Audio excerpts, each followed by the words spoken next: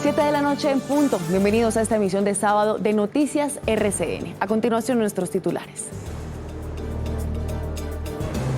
Esta noche hablamos del programa Jóvenes en Paz. Tenemos un documento que asegura que se han entregado miles de millones de pesos y el gobierno no estaría haciendo control a los beneficiarios ni midiendo los resultados.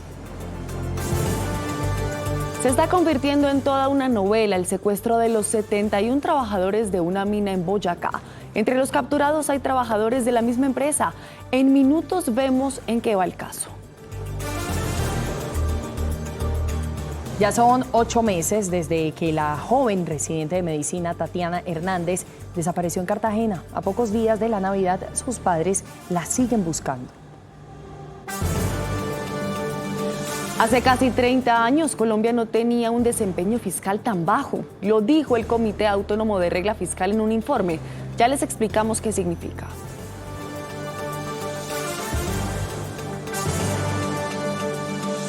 Nuestros presentadores ya están listos. Estamos en todas las regiones. Esto es Noticias RCN de las 7 de la noche, fin de semana.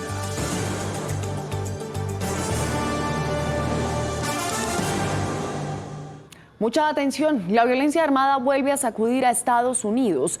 Antes de las 5 de la tarde fue reportado un tiroteo en la Universidad Brown en Providence, en Rhode Island. El alcalde de la ciudad confirma que hay 2 víctimas mortales y 8 personas gravemente heridas pero estables. El presidente Donald Trump envió un mensaje de solidaridad a las familias de las víctimas y de momento señalan que no hay sospechosos detenidos. 7 de la noche, 2 minutos. ¿Qué ha pasado con el programa Jóvenes en Paz? Más que eso, ¿hay algún seguimiento para verificar que los beneficiarios estén cumpliendo con sus compromisos? Pues nos conectamos con Oscar Ramírez, quien ha averiguado este tema. Bueno, Oscar, las preguntas nos las hacemos por una información que usted conoció y deja varias inquietudes sobre la forma en la que se están entregando estos millonarios recursos. Adelante con su informe. Así es, pues más de 344.000 millones de pesos han sido entregados por el programa Jóvenes en Paz, pero sin controles claros, también sin mediciones y sin resultados y sin seguimientos efectivos de cómo fueron utilizados estos recursos. La denuncia la hizo el concejal Andrés Barrios, acudiendo a información obtenida mediante una tutela, ya que el ministro de la Igualdad no respondió a tiempo un derecho de petición sobre el balance de este polémico programa. La que fue una de las propuestas más resonantes del presidente Gustavo Petro al inicio de su gobierno, hoy es motivo de controversia luego de conocerse las cifras y resultados que ha dejado su implementación. Hablamos del programa Jóvenes en Paz, que tiene como objetivo principal prevenir la vinculación de jóvenes a grupos armados y actividades ilícitas y es dirigido a personas entre los 14 y 28 años en contextos de alta vulnerabilidad. De acuerdo con el documento, el Estado ha entregado más de 344.000 millones de pesos sin verificar si los beneficiarios cometen delitos, sin medir resultados y sin seguimiento efectivo. La información fue obtenida tras una acción de tutela luego de que el Ministerio de la Igualdad no respondiera a tiempo un derecho de petición que buscaba claridad sobre los controles del programa. Hoy lo que están haciendo es la fácil, que es entregar dinero. Tenemos jóvenes en ese programa entre los 14 y 17 años, más o menos 7.000 jóvenes que están recibiendo transferencias monetarias. ¿A cuenta de qué? Es que acá hay un montón que están delinquiendo, que han robado, que han hecho mal y les están pagando. Uno de los datos más sensibles es el de 7.570 menores de 14 a 17 años que han recibido 50.148 millones de pesos, hasta 1 millón de forma mensual, pagos que según la denuncia se habrían hecho sin medir riesgo, impacto ni permanencia. De acuerdo con el documento, el propio Ministerio de Igualdad reconoce no tener cómo verificar si los jóvenes beneficiarios reinciden o cometen hechos punibles. A esto se suma un dato que genera aún más preguntas. 1.660 jóvenes se retiraron en 2024 sin que el gobierno hiciera un seguimiento del por qué abandonaron este programa. Esta es la explicación que entregó el Ministerio de la Igualdad. Es importante precisar que, de acuerdo con los lineamientos técnicos y operativos del programa, no es posible determinar con exactitud si dichos retiros respondieron a una decisión voluntaria por parte de los jóvenes o si obedecieron a otros factores asociados a las dinámicas de los territorios. Lo que está ocurriendo hoy en Bogotá en cuanto al crimen, en cuanto a la delincuencia, es, creo yo, consecuencia directa de este tipo de incentivos perversos que vienen del gobierno nacional y donde tenemos 11.000 jóvenes en la ciudad a los que Gustavo Petro les ha hecho transferencias incluso por $1 millón y no sabe el gobierno de Gustavo Petro si ellos están en las calles delinquiendo. El cuestionamiento de fondo no es solo cuánto se gasta, sino cómo y en qué resultados. Para varios sectores, la política debe ser revisada de manera urgente. En Boyacá, las autoridades pudieron rescatar a 71 trabajadores de una mina de esmeraldas que habían sido retenidos. Eso ya lo sabíamos. La cosa es que este caso podría estarse enredando porque entre los capturados hay trabajadores de la propia empresa. Los 10 capturados son de la región, parece que algunos tienen relación con ese proceso de minería y lo que se sabe a este momento es que había una veta importante de esmeraldas. Así confirman las autoridades que la retención de 71 trabajadores de una mina de esmeraldas en Maripí se hizo con el fin de robar las piedras. 4 de los 10 capturados son trabajadores de la misma empresa. Esta acción conlleva a la introducción dentro de las bocaminas de cerca de 30 sujetos que llevan a cabo esta acción ilegal.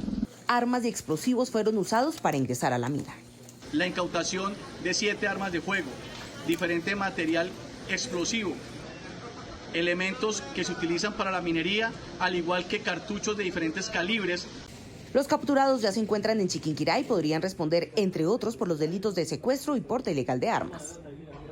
7 y 6, 150 damnificados, 55 casas destruidas y 8 mascotas muertas. Es el saldo que dejó un grave incendio en un asentamiento humano 12 de octubre en Bucaramanga. Estamos ahí y hablamos con los habitantes. Esto es lo que se sabe. 9 añitos de estar viviendo acá y todas las casitas que construyen acá fue con mucho esfuerzo, mamita, y en un momentico ya todo lo que queda. Y a eso quedaron reducidas las viviendas, a nada. Entre escombros y cenizas, los habitantes del asentamiento humano 12 de octubre tratan de rescatar lo poco que les quedó tras un grave incendio. Esta fue la última que prendió y agradeciendo que esta de material pues no alcanzó a pasar más el fuego más para allá. Por más de 3 horas los habitantes trataron de controlar las llamas, que se propagaron por cada rincón y llegaron hasta la última casa. 55 viviendas quedaron totalmente destruidas y más de 150 damnificados. Soy hija de un invasor, tengo 59 años. Nosotros también pasamos eso porque primero nosotros vivíamos en un rancho. 8 mascotas murieron en el incendio, 3 personas están hospitalizadas, mientras que un hombre tiene el 70% de su cuerpo con quemaduras graves. La temporada navideña exige que seamos más cuidadosos con 2 asuntos. Por un lado, no quemar pólvora y por el otro, comprar licor solo en lugares autorizados. Recuerden que el consumo de licor adulterado podría poner en gravísimo riesgo su vida. Durante la temporada de fin de año se intensifican los controles y verificación de alimentos y bebidas, principalmente licor. En la Secretaría de Salud, a corte del 8 de diciembre, habían llegado más de 32.000 litros para verificación. Toda la capacidad, tanto técnica como de profesionales, nos damos hacia la priorización de los análisis para esta temporada decembrina. La primera verificación que se realiza es que coincidan los grados de alcohol de la etiqueta con el producto. En la segunda se identifica si hay o no metanol en el líquido inspeccionado. Si una bebida alcohólica es auténtica, en este rango de 4 y entre 5 minutos no vemos una señal, no vemos un pico. Pero si la bebida alcohólica llega a presentar metanol, se presenta una señal, se presenta este pico. ¿Saben los bogotanos cómo identificar el licor adulterado?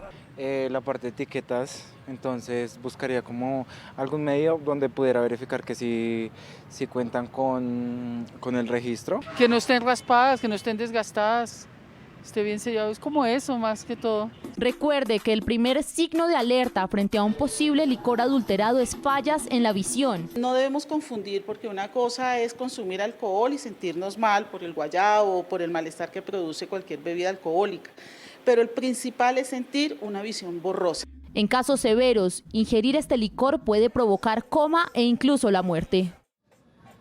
Para quienes han pasado por algunas calles de Kennedy en Bogotá en las últimas semanas, seguramente se han dado cuenta de que algunos semáforos llevan varios días sin funcionar. Lo que muchos pensarán es que es una falla, pero se trata en realidad de las consecuencias de la inseguridad. Paula Sabogal, buenas noches. Explíquenos qué es lo que está pasando. Buenas noches. Sí, mire, los daños no son menores. Al menos 38 intersecciones semafóricas en las localidades de Kennedy y Bosa en este momento están afectadas. Ustedes lo ven, por ejemplo, la de la carrera 79A con calle 26 Sur. Aquí en la localidad de Kennedy, donde hay manejo de tránsito por parte de los agentes de la Secretaría de Movilidad, quienes han tenido que reforzar aquí la presencia por la seguridad de todos los actores viales. Yo les quiero mostrar cuáles son estas cajas semafóricas y estos contenedores, estas cajas que son las que están siendo blanco de esos ataques vandálicos. Aquí es donde están estos módulos que operan y hacen funcionar estas intersecciones semafóricas que tienen al menos entre 3, 4, hasta 5 semáforos, por lo que obviamente las afectaciones son muy graves, y no solo graves, sino también millonarias. Nosotros hablamos con varias autoridades quienes nos contaron qué es lo que están investigando, sobre todo para saber quiénes están detrás de estos ataques vandálicos. Como un ataque sistemático han denominado las autoridades a la ola de robos y actos vandálicos contra la red semafórica de las localidades de Kennedy y Bosa en Bogotá. Datos oficiales indican que al menos 181 robos se han registrado a la fecha desde noviembre, que incluyen el hurto de 287 módulos esenciales para la operación de los semáforos. Al punto de que hoy tenemos un aumento drástico, pasando de 1 esporádicamente a 15 diarios. En estas localidades ya registramos a la fecha 181 eventos de robo. Cada una de estas afectaciones nos puede tomar hasta 5 horas desde el inicio de la recuperación del equipo, su calibración y la regulación del tráfico. Este video dejaría en evidencia el modus operandi de estos delincuentes que en un solo día y a cualquier hora hurtan varios equipos, dejando pérdidas por más de 11.000 millones de pesos a la fecha. Lo que se está haciendo, por un lado, desde la Secretaría de Movilidad, es enrejarlos.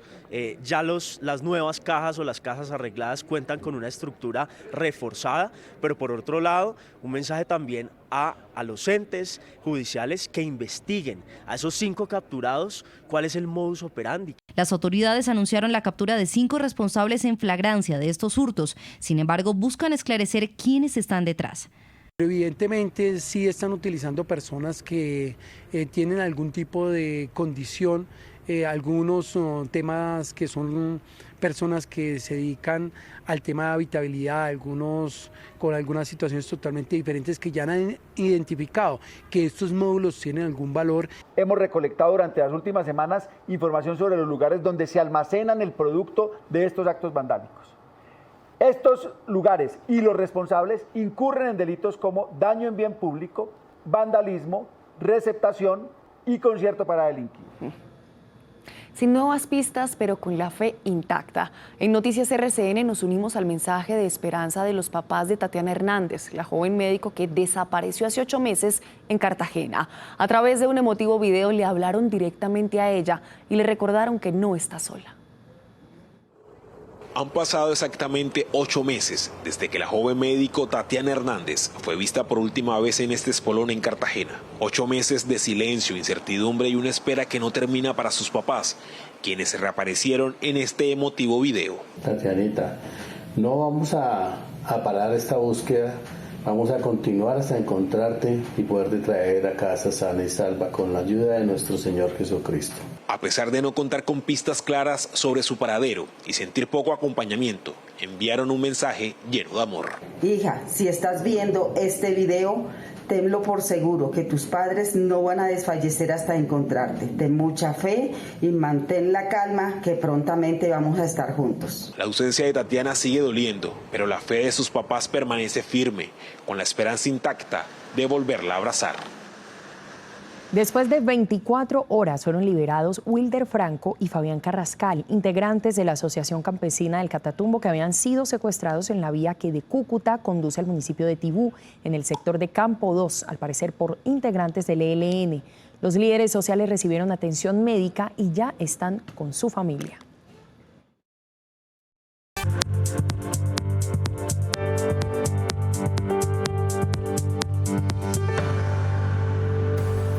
7 de la noche, 29 minutos. Comenzamos el repaso por el mundo hablando del ataque en Siria, en el que 2 militares estadounidenses y un intérprete civil murieron y otros 3 uniformados resultaron heridos. Se cree que detrás del atentado está el autodenominado Estado Islámico.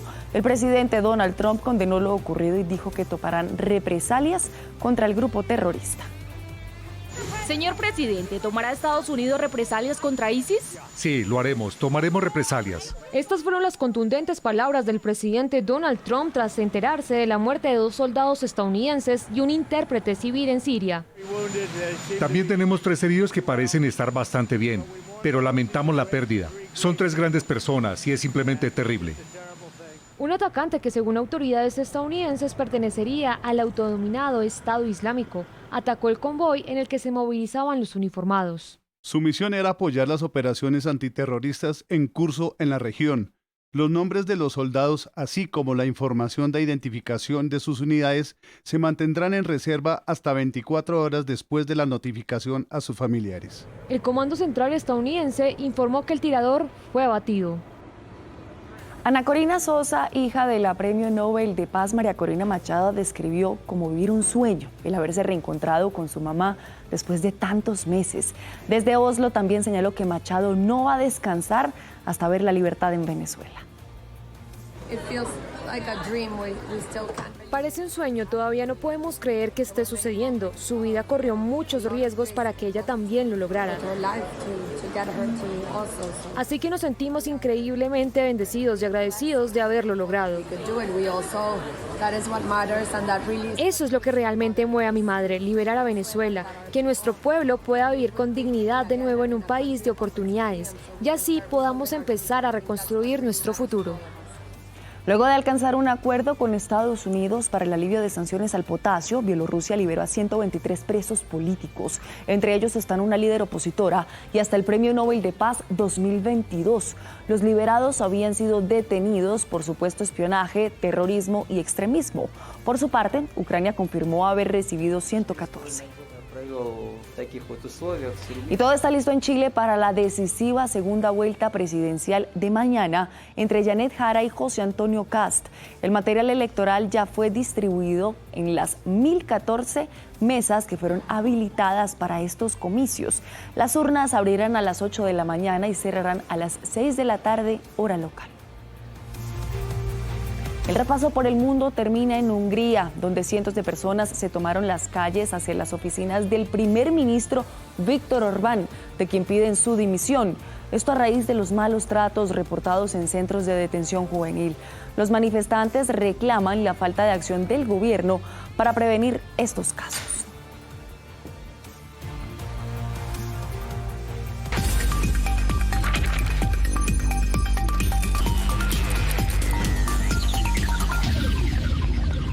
$7:33, comenzamos con la información económica bien contada y bien explicada en Noticias RCN el fin de semana. Bienvenidos. Esto es Plata es Plata. Bueno, señores, va cerrando el 2025 y Colombia se rajó en el desempeño fiscal de este año. Es más, les tengo un dato. Desde 1998, es decir, hace casi 30 años, no se veía un resultado como esto y lo acaba de confirmar el Comité Autónomo de Regla Fiscal. El balance primario ajustado se ubicó en menos 2,9%. ¿Qué es eso del balance primario? Pues es la diferencia entre los ingresos y los gastos del país. Si es negativo, significa, como en este caso, que los ingresos del país pues no son suficientes para cubrir los gastos. Imagínense si eso pasa en su casa, pues es lo mismo que pasa con el país. Con certeza habría problemas económicos. Quiero que vean cómo el presidente de ANIF interpreta ese resultado. Si uno hace las cuentas más estrictas, el déficit podría ser incluso mayor en 2026. Nos parece importante recordarle a la gente que esta es la métrica que usualmente usan las calificadoras de riesgo y los analistas, porque el balance primario realmente indica si el país necesita endeudarse más o si, por el contrario, podrá reducir su nivel de deuda. Y recuerden que para el otro año el presupuesto general de la Nación podría estar desfinanciado en más de 40 billones de pesos. 7:34, cambio de tema. La mesa de concertación para el salario mínimo del 2026 pues parece estar lejos de encontrar un punto de acuerdo. Pasado mañana, el 15, va a haber una reunión que va a ser clave en esa mesa. Es una audiencia con quienes no tienen puesto en el diálogo, pero que sí pueden aportar nuevos datos. Usualmente estamos hablando de empresas muy pequeñas, de personas que están en condiciones, digamos, de informalidad, análisis que permitan abrir la discusión a impactos más generales, porque fíjese que la discusión está hoy en día entre los grandes empresarios y los sindicatos. Pero esto realmente no es la masa salarial en Colombia. Tenemos a la mitad de los colombianos ocupados que ganan menos de un salario mínimo. Pues el 15 vence el primer plazo y esperemos a ver si se llega a un acuerdo. Bueno, señores, hoy conocimos el nuevo equipo de fútbol de la capital. El Internacional de Bogotá llega para sustituir a La Equidad, pero más que eso, hay que decirlo, también para darle un aire económico al turismo deportivo en la ciudad. Este año, por ejemplo, los espectáculos deportivos hicieron crecer los ingresos del distrito. Bogotá va a cerrar con una cifra récord de turismo, más de 14,8 millones de visitantes y lo más importante, el sector turismo le va a arrojar a la ciudad 14 billones de pesos de ingresos a la ciudad en 2025. Y de eso hace parte el deporte, que a los equipos de Bogotá les vaya bien. Que a los equipos de Bogotá les vaya bien, por supuesto, 14 billones de pesos. Señores, 7:35, hasta aquí la información económica. Quédense conectados con nosotros en minutos. Les contamos cómo va el arranque del concierto de J Balvin en el Campín Envidia. Envidia de Juli, que está por allá, señoritas. Pausa, ya volvemos.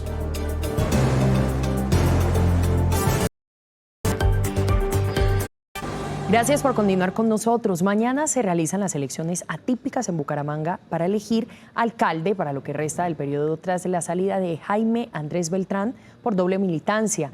Desde el Consejo Nacional Electoral se adelantó una jornada de capacitación dirigida a los cerca de 4.800 testigos que harán vigilancia a esta jornada democrática. El presidente del máximo órgano electoral explicó que se cuenta con todas las garantías para que sean unos comicios sin anomalías y con el uso de las nuevas tecnologías. El proceso electoral cuenta además con el respaldo de plataformas tecnológicas, sistemas de reporte y mecanismos de consolidación de la información que permiten hacer un seguimiento oportuno al desarrollo de la votación y al escrutinio, así como la consulta pública de los resultados. Desde el Consejo Nacional Electoral hacemos un llamado a la ciudadanía a participar, a ejercer el derecho al voto. La misión INALDE celebra 8 años construyendo país. Hoy INALDE Business School y la Universidad de La Sabana beneficiaron a más de 5.000 madres cabeza de familia con la entrega de bicicletas como activos de movilidad y de independencia económica. Desde 2017 la misión ha impactado a más de 28.000 familias. Academia y empresa unidas por el bien común. En este año, como les decía al inicio, nos enfocamos en las mamis cabezas de hogar, fundamentalmente por un tema. Bueno, hay muchos temas. Ellas merecen todo nuestro respeto, todo nuestro cariño y toda nuestra admiración, porque fueron unas mujeres valientes que decidieron sacar adelante su hogar, pero sobre todo acogieron la vida, que es lo más grande que hay, la vida.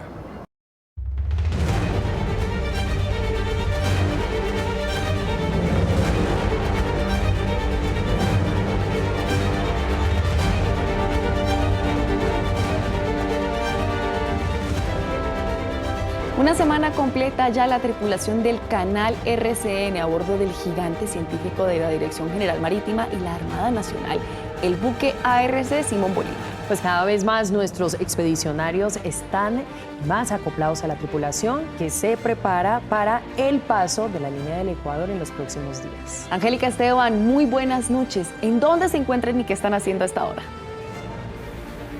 Muy buenas noches Esteban y buenas noches a todos nuestros televidentes. Nosotros, por supuesto, integrándonos a las actividades del buque ARC Simón Bolívar. Y yo ya acabo de terminar mi camiseta de neófita para el ritual marinero que se viene. Recordemos que somos neófitos porque no hemos pasado la línea del cero. La mía dice 1926, que es la fecha de nacimiento de mi abuelita. La chigüira, que es un apodo que me tienen, después les contaré por qué. Y el amor nunca olvida. Una frase muy bonita, Esteban. La suya...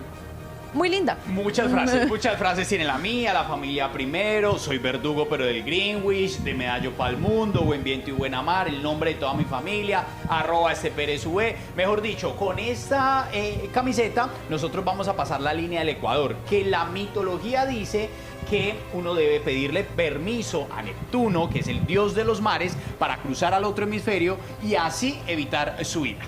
Esperemos que nos vaya muy bien, como en este momento nos está yendo con la navegación del buque. Vamos más o menos a una velocidad de 10 nudos y hay vientos de alrededor de 20 nudos. Ya salimos de aguas territoriales, ya vamos por Punta Tongora, Ecuador, a cerca de 120 millas aproximadamente lo tenemos de la ubicación en la que nos encontramos. Por el momento los dejamos con el escudo de neófitos. El escudo, ok. El escudo, el escudo de los neófitos. Estamos contentos, estamos felices, estamos full avante. Buen viento y buena mar.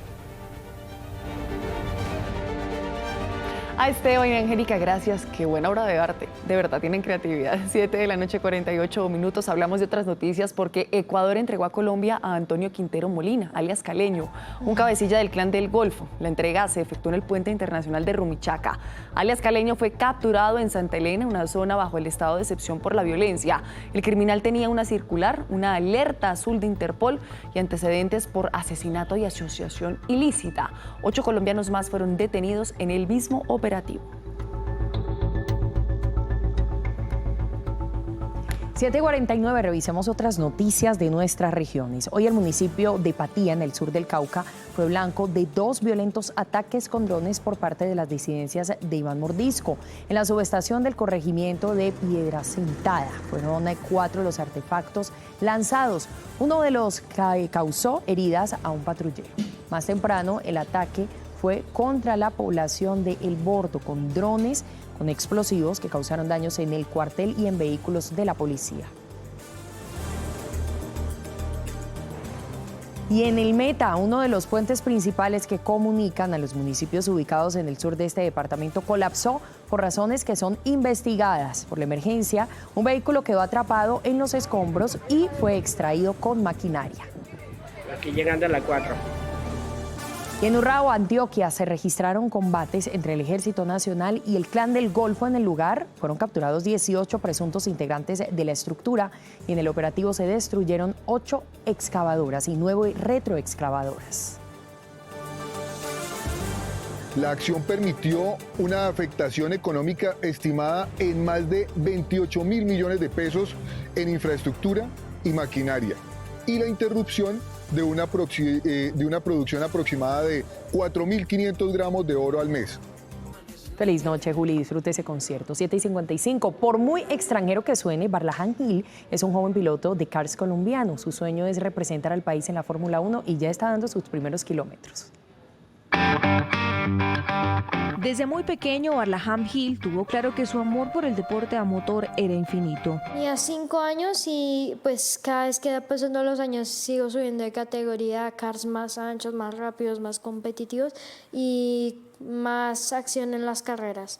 Todo inició como un regalo de cumpleaños. Su mamá decidió inscribirlo a un curso de kartismo cuando tenía solo 7 años. Había un curso introductorio de un fin de semana para él. Y ahí lo llevamos y quedó enganchado con el deporte. En el kartódromo de Cajicá comenzó a demostrar que lo suyo no solo era gusto, sino disciplina y resultados, sumando títulos y experiencia en las pistas de karts. Actualmente es campeón nacional del Rotax Max Challenge. Que la disciplina siempre le gana al talento, porque uno tiene que tener disciplina en todo tipo de sentidos. El apoyo de su familia ha sido incondicional en este proceso. Mi negocio es un taller de mecanizados y pues básicamente como es un deporte tan costoso, entonces compramos un carro usado y a medida que se iba dañando lo íbamos arreglando. Entonces digamos que las partes las construíamos más por economizar un poco para que esos recursos se fueran para otro lado. Recientemente, este joven de 11 años representó al país en el Mundial de Kartismo en Bahrein, Emiratos Árabes, alcanzando el top 15 en la competencia. A su corta edad, tiene claro que su sueño más grande es tocar el podium en la Fórmula 1. Sebastián Pérez es un joven que encontró en el servicio militar la manera de lograr un sustento. Lastimosamente, cuando terminó el periodo, no pudo completar su carrera militar. Pues indagando, el ejército encontró que el joven vivía en precarias condiciones con su abuelo, pues los uniformados se encargaron de que eso cambiara. Las necesidades no tienen el mismo rostro ni el mismo fondo. Para el soldado Sebastián Pérez y su abuelo José Domingo, pensar cómo dormir era su diaria pesadilla. Su condición de vulnerabilidad los hizo pasar durante años una necesidad que nadie debería padecer, el no tener dónde pasar tranquilamente sus noches. La verdad, yo no tenía vivienda, teníamos 2 habitaciones en tierra cuando nos pasamos con Sebastián. Una la dejamos de cocina y la otra para dormir los dos. eran en tierra. En un asentamiento de condiciones precarias, sin espacio para cocinar ni poder descansar, vivían en el barrio Llano Lindo, en Yopal, departamento de Casanare. Sebastián decidió prestar servicio militar durante un año para tratar de ayudar a su familia, pero una vez terminó el servicio militar, las necesidades regresaron a su vida. Y fue justo en ese momento cuando los soldados de la 8ª División del Ejército decidieron cambiarle la vida a quien en su momento fue su compañero y se convirtió en un amigo. Con mucha alegría y con mucho orgullo venimos a hacer la entrega de una vivienda digna para uno de los hombres que perteneció a nuestro Ejército Nacional y que estaba en unas condiciones complejas. Esta será una Navidad diferente. Sebastián y su abuelo ahora tienen dónde dormir, sentarse a hablar sobre la vida y tener, gracias al buen corazón de los soldados, un diciembre un poco más tranquilo.